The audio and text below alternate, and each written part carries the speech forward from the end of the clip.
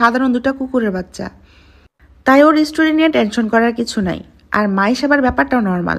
আপুকে বুঝাই দিয়েছি। আপুকে সরাসরি বলছি, দেখো আপু, আমাদের কত বছর বয়সে আব্বু আম্মু আমাদের আলাদা রুমে শুতে পাঠিয়েছে। তোরটা জানি না, আমি তো 12 বছর বয়সে আব্বু আম্মুর সাথে শুইতাম। আর তুই এই বাচ্চা মেয়েটাকে আলাদা শুতে পাঠাস?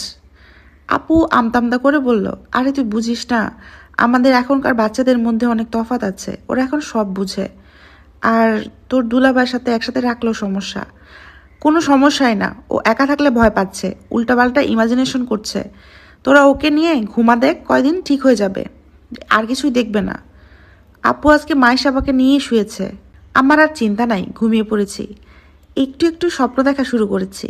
স্বপ্নে বিরিয়ানি খাবার দৃশ্য এসেছে। হঠাৎ একটা শব্দে আমার ঘুম ভেঙে গেল। মনে হলো কে যেন হাততালি দিচ্ছে। আমি উঠে বসলাম। ঘর অন্ধকার। পাশের ড্রয়িং রুমে জ্বলা ডিম লাইটের হালকা আলো আসছে। সেই আলো